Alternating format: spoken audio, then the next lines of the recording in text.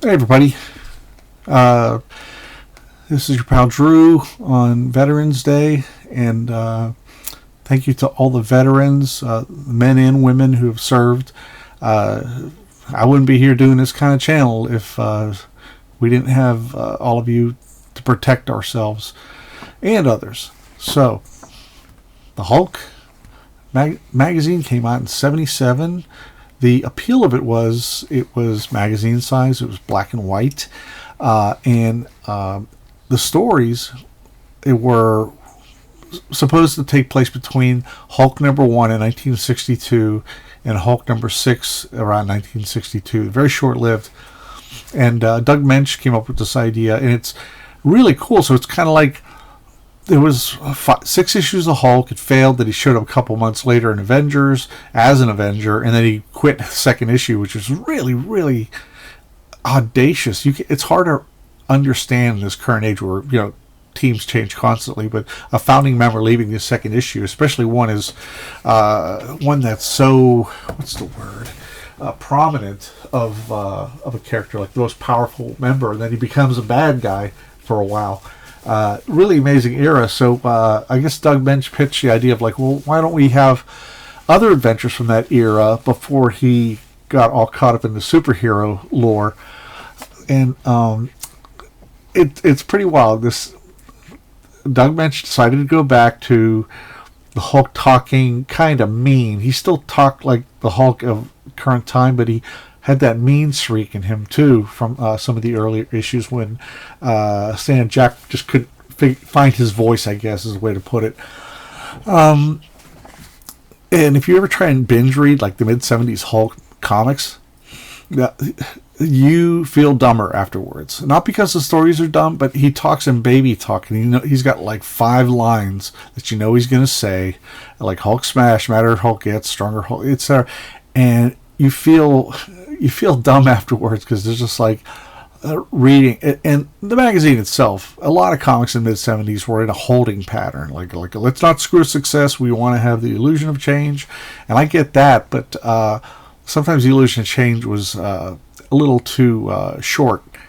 In other words, sometimes you could make it work out a long time, like a Fantastic Four. Reed and Sue split up for a while. Medusa took her place, and then Reed, lost his stretching powers gradually. Really cool stuff. Okay, back to the Hulk. All right. I know you're yelling at your screen right now. Ken Bard did the cover. So many of these magazines have beautifully painted covers, and I wouldn't give to have one on my wall, but I don't know. I'm not rich, and I don't know where these are. Whoever owns them probably has no interest in selling them.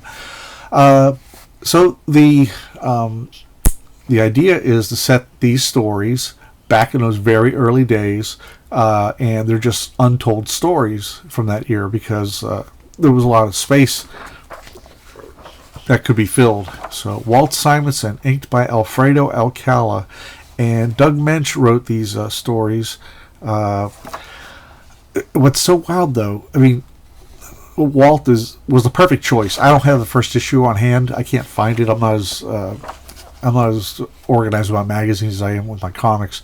But Alfredo Alcala is doing a different style of ink with charcoal pencil, or they call it China marker, and yeah, that's the other one. And it's really neat.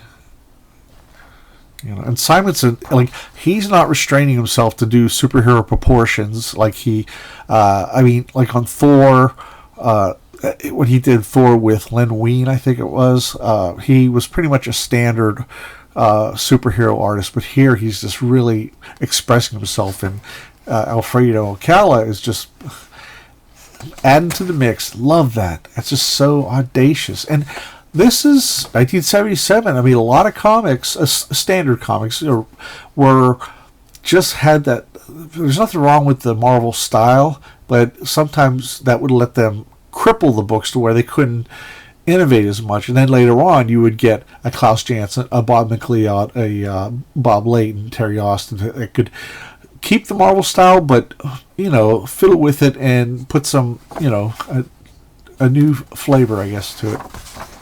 I'm mixing my metaphors, but it's not the first time. And love that. The multi-panel change into Banner was something Kirby did like right off the bat in the first issue. So Bereath is this alien gal who befriended Rick Jones and the Hulk / Bruce Banner, and she's new to all this stuff. So she tries to blend in France. She turns into a nun. And it's like, a miracle, did you see? A miracle. That wasn't quite I had in mind, Bereath. They reused the name Bereath, if that sounds familiar, in the very first Guardians of the Galaxy when you see Star-Lord, he's on his girlfriend with like pink skin, wakes up, and her name is Bereath, and that's when Yondu calls. So I love that they occasionally do that. That's just lovely, lovely, lovely. It's so audacious. It's like Walt knows how to do. I mean, he's always known the structure of comics and that, but here it's more like he's doing pure cartooning. Like he's going over the top. He's making things bend and things. It's sort of almost like a fisheye lens in some places, and then he does enough panels where it's straight. Oh God, it's so gorgeous. The Beast. And he's cribbing the classic Kirby holding on the visor thing. Love that in the Kirby Crackle. That first panel there, wow. So, but he keeps enough stable panels, so the book doesn't look like it's insane. Like a lot of those books in the 90s that were trying to emulate Image, as well as Image Comics, every panel was just crazy and dizzy and smushed, and you didn't know what you're looking at. But basically, this was, how can I put it? You have panels that are more grounded, then you do the wacky stuff to make it look wacky. I mean, some of his Image books, you'd see two people talking on the phone. One guy's like, and it's just ridiculous. Everyone's overreacting.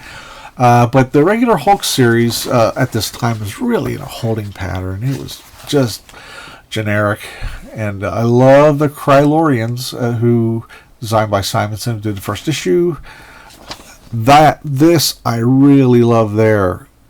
It's like he just does like a drop off with the. See, he's changing his Transformer, and I just love that. I love that so much. Okay. And these are hard to find. They really are, because magazines in general, they're more fragile than comics because it's paper, but it's larger paper, and they still have staples, so it's got more to lose, I guess, when it comes to stability on the pages. Man, those folds just knocked me out. One with big toes tried to hit Hulk with feet. Hulk will punch him. And he sends them skyrocketing. Cyclops. I like the stoic, brooding Cyclops. I mean, they made him to be this Mac Daddy and this, the last 10, 20 years, and or just mean, a Machiavellian type. But this is my Cyclops. I love that. I mean, that's totally exaggerated. It's bizarre, but it's just something like you keep the book moving. You just keep it moving. And they say, you gotta stop. Come on. He goes, Hulk go to do nothing, boy. And Hulk never helped. And Hulk never helped once you try to hurt him. And he gets hit with a piece of debris, and he charges after him.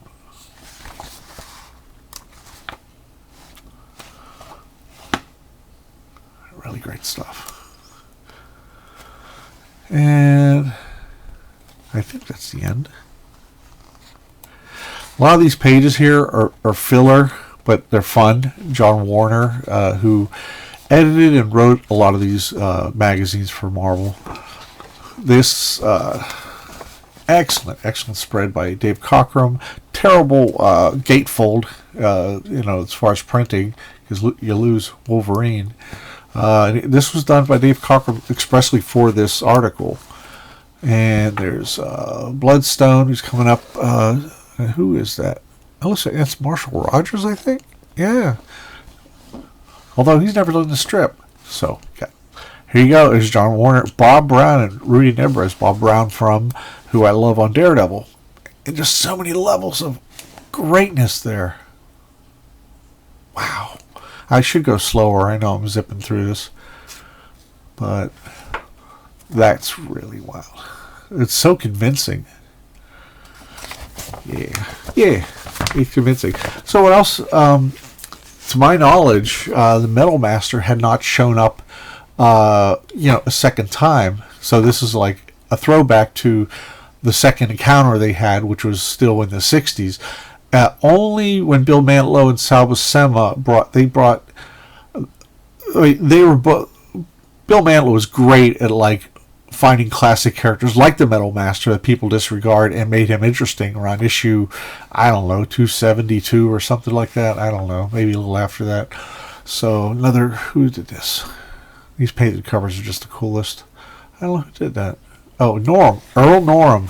Yep, that's the name I remembered right away. And Alcala's, he's inking again, but he's using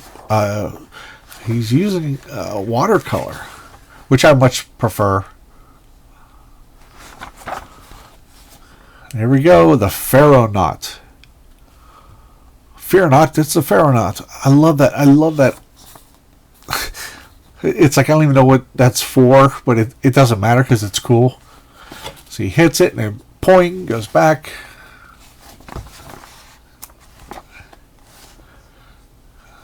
Yeah, well, let's put Walt Simonson on the map for me because I know he did some really great Dr. Fate stuff, but that was much later after those issues come out.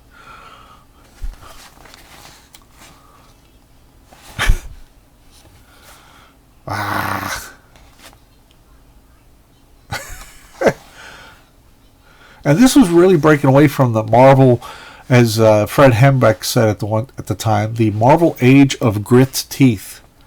Because you had a lot of comics that were humorless, and I'm not saying you have to be over the top like a MCU movie.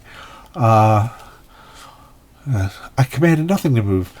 Hulk hit you. It was a Hulk hit you.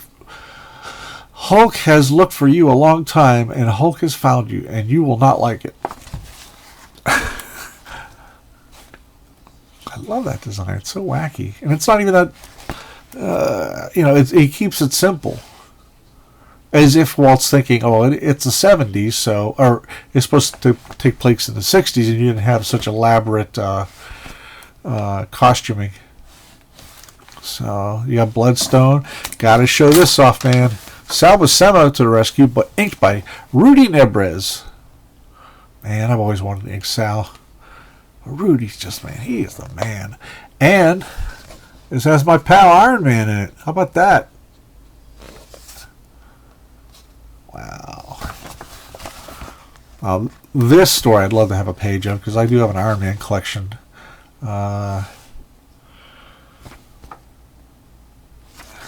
Mostly not any original art pages of Iron Man, but commissions and such. It's just so badass. Love it, love it, love it. Oh, this guy, this is the guy Steranko came up with in Agent of S.H.I.E.L.D. #2. So I love these little nods because you have some great characters that had very little attention brought to them, and as a result, their potential hasn't been made. I'm not going to cover this much. I will have a link in the description. It's a Jim Starlin one shot that is inked by Alex Nino. And it is just incredible stuff. But I've already covered that. I'm going to add the link to the description. So I love that. See, May of 1962, the nuclear era was about to be rocketed forward by initial testing of one man's mind-staggering creation, the Gamma Bomb. As all stood assembled on a small patch of New Mexico desert, yada yada yada. And now, not long since the day of that dreaded happening, the Hulk once again vents his elemental wrath against uncomprehending humanity. Join us as we as the tangled web of fate unravels to reveal yet another untold episode of those early days when the Rampaging Hulk first made his gamma-powered presence known to a fearful and awesome world. And this is a Kirby like photostat from that era. I don't even know what it was done for. Oh, you know what? I think it ended up in the Fantastic Four when they had like heroes and villains of the FF. It was more like that. This is incredible. I think this is Starlin. I'm not sure. And these are hard to find in good shape. They really are. So, and you have these frontis pieces that are pretty cool. I think that's just Nevers. No. Hold on. See, it tells you everything here. Jim Starlin did do the cover. He painted it, and then John Romita Jr. and Rudy Nebres did that. And this is from Hulk number 3, where he went on a rampage with the Ringmaster. No. Yeah. No. Yeah. But yeah, Starlin doing some painting. He would do more of that later on with his Metamorphosis Odyssey, which led to the Dreadstar. I love that. That's also a Tales to Astonish cover. Yeah. Now you got Keith Pollard and Alfredo Alcala. Wow. And I love this very, very much. But when Walt Simonson was on it initially, it really had its own unique voice, its own flavor. And now it's kind of turning into another superhero comic. But the art is still great, though. I'm a huge Pollard fan. He's one of those guys who's like, nobody brings him up. And he did long runs of Spider-Man, Thor, Fantastic Four. He had the knowledge of he had the sensibilities of John Buscema. I'm not saying they're the same, but that's my take on it. See, he goes, Hulk does not threaten, Hulk tells. You have sharp ears, wings on your feet, but Hulk doesn't care. They won't help you. Hulk will pound all of you. Ears, wings, feet, all of you. Woohoo! That Roman column there. So Pollard's really he's kicking ass on this. Like I said, I think Alfredo Alcala really. That's so weird. That reminds me of the. There was a Kirby panel like that. I think maybe it was Thor and Adam Warlock. That might be it. A Little Water did that. Hulk does not understand, and just great stuff. And then we go into Bloodstone again. I think that's Val Mayerick. I keep calling him that. And I'll have to ask him sometime. Yep. And Bob Wycheck on the inks. How about that? That's like a movie poster right there. And that's what a lot of these covers were like. That's what made them exciting. Ken Barr is inking it again. Painted. And I love the underlit red. It looks crazy. Herb Trimpe does this issue, but you know what? It's fantastic, and we all love Herb Trimpe on the Hulk, but you're going to get a version of the Hulk that goes beyond his usual high-quality work. Okay, there's Terry Austin with the Hulk and Thor. It talks about Journey to Mystery 112, Terry Austin, penciled and inked that. And the average comic at the time was about 30 to 35 cents.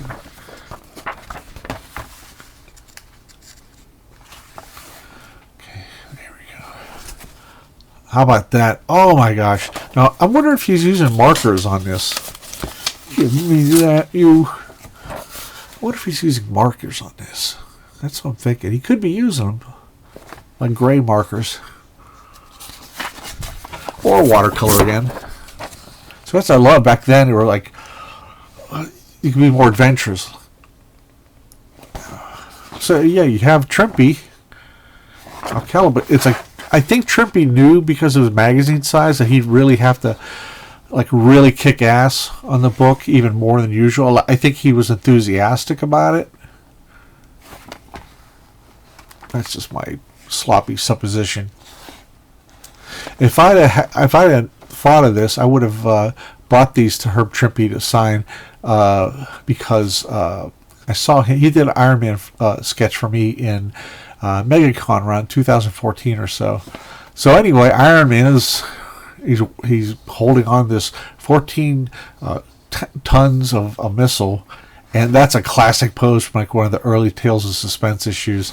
So Trimpe's just having a fun time dipping his toe into the old Iron Man. I love the old Iron Man, with the metal skirt, and he looks like an enraged water heater, and I guess we could call it an iron kilt. That is amazing there, that establishing shot. So much goodness in this Iron Man stuff.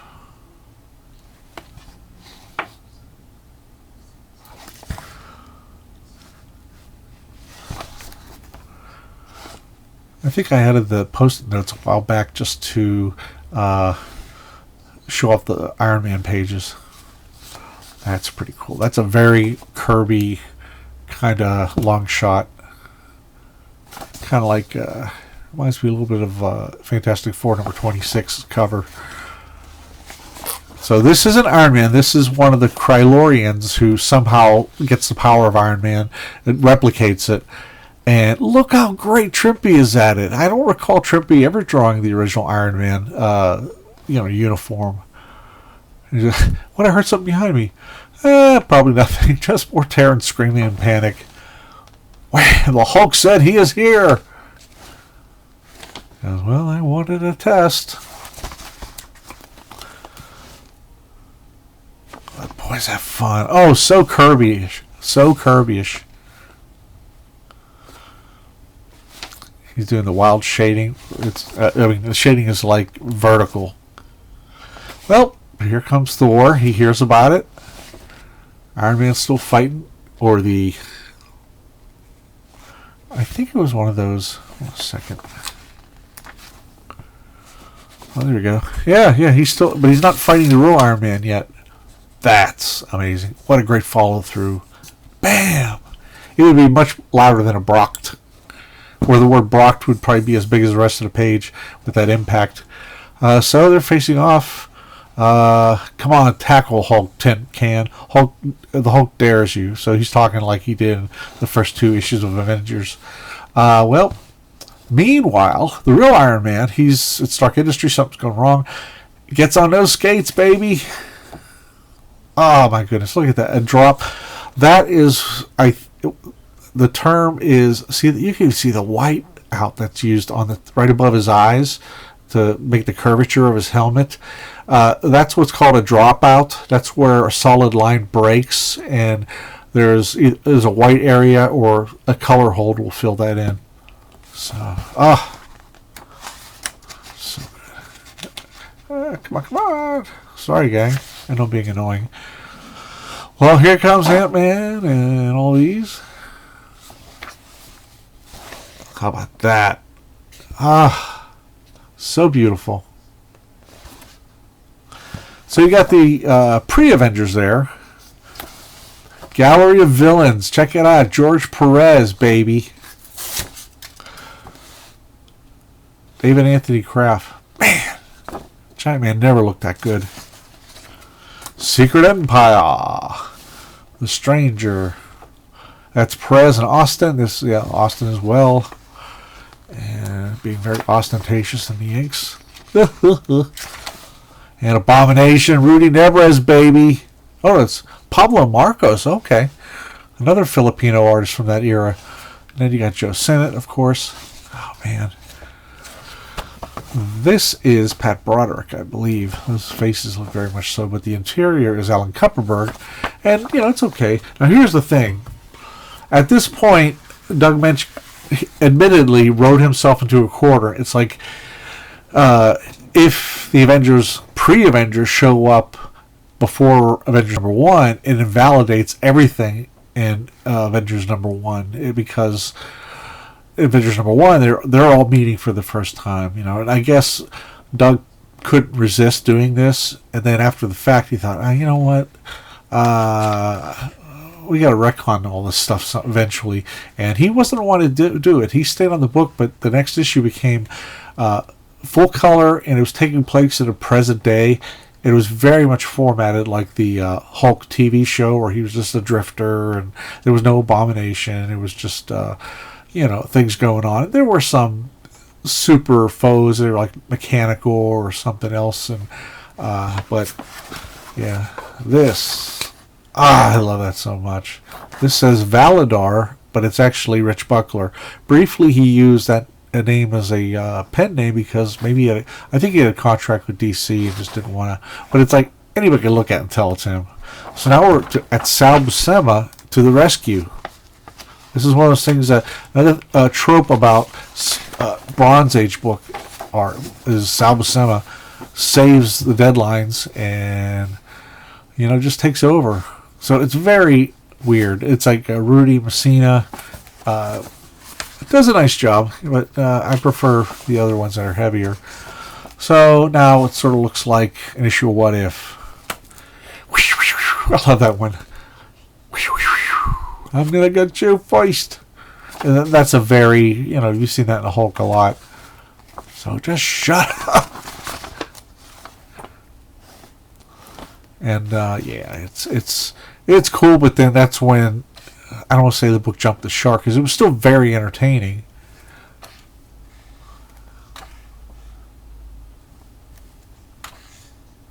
But about Barit, the techno artist, it's later revealed in the Hulk that she shows up in the proper 616 Marvel Universe, and it turns out that all these stories, these black and white stories, are false. They are movies she generated with her, fancy art. It's almost like basically like AI. Like they're doing AI videos now, or I hate those things where it's like supposed to be a trailer for a cool movie, like a superhero movie or some other kind, and it's not. It's just somebody made it up. And I appreciate the craftsmanship, but AI has kind of pissed me off in some places, because I'm like, oh wow, this is like a new trailer for such and such. Nah, it's just some AI guy.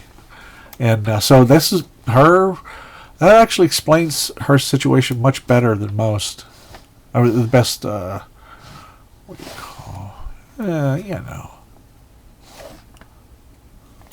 So it's just not what it was. And that's the last Hulk. I like the hand. That's pretty nifty. So back then they had these portfolios for sale. A lot of great artists. Kaluta, Wrightson, and Foom. And here we get Tony DiZanuga doing Shanna the She-Devil. Wow. That's what I like about these magazines too. They throw little stuff in there that you never even know was going to happen. It was just it wasn't like where now you have a lot of previews, and you have other stuff both online and in the order forms at the comic shop. Oh my gosh, that's just stunning.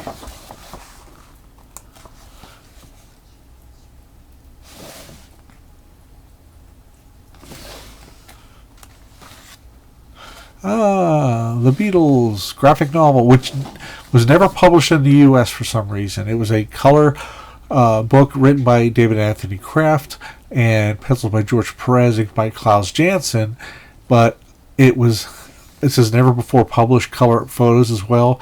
Well, in the States, it was never published. I don't know why. Maybe it was a legal issue or something, but there was it never came to the States, and I'm sure it's pretty expensive. I've seen some pages of it. It looks okay. It's kind of like I would have really dug it at the time, but since then there's been so many interpretations of the Beatles with the symbolism of, like, when they got into concept albums and such, that like Michael Allred did a lot of cool stuff like that. But at the time, it was sensational. So there you have Steve Gerber from Howard the Duck and Man-Thing, and Tony DiZanuga doing the full art duties there. Man. It's what's so great. It's just also believable. This is the kind of thing, like this panel here. I've seen artists that it would take like days to get that just right, and then he goes back into pencil and ink, so it's a little of everything. That's great too. I really enjoy that. I don't know if it's Zipatone. I think it's got lines on it. So you found a lot of really great treasures in these black and white magazines. But if you're going to look for them, don't think about getting them in perfect condition, because they don't stay in good condition. You just don't. They're not, they're ratty old magazines. And they weren't even, they didn't fit in long boxes, and a lot of these stories were, how can I put it? It's like they're pretty cheap when you find them, and they're not as much in demand, because I think there's like a couple generations that don't even know this exists, and if they do, I don't know if they'd be interested in the the 60s version of the Hulk being represented, and then suddenly retconned into just being like a techno movie. But anyway, I loved it. I loved it a lot, and I wish I could have kept Simonson for longer. But I think at the same time he was doing Thor, and he was only one person. I've had jobs where I've been offered. I'd be like 3 pages into a comic that I committed to I was really happy with, and then I would get a call to do something else, and it would kill me. It would kill me to say no, because I was busy. And I'm just one guy. It's like I could do like a book and a half a month at the time, and but it's just like another book, and I've missed out on stuff I really loved. But then I have done a lot of stuff I really loved, and it's interesting because there was a handful of inkers that I didn't really know, but we had similar styles, and you would see, like I did Birds of Prey, Batgirl one shot, and it had my name pasted on the credit box, and originally you peel it over and it said Wayne Fauscher, and then I've seen Wayne Fauscher get stuff that I turned down, as well as oh man, he's awesome, Dexter Vines, yeah. So we just kind of would. It's just funny how that would work out. That's a little inside baseball to the comic book freelancer. I hope you enjoyed this, and check out the Hulk. They have a collected version though, but it's an essential. Which it's in black and white, which is good, but it's squished down. It's the comic book size. But yeah, these bring back a lot of good memories.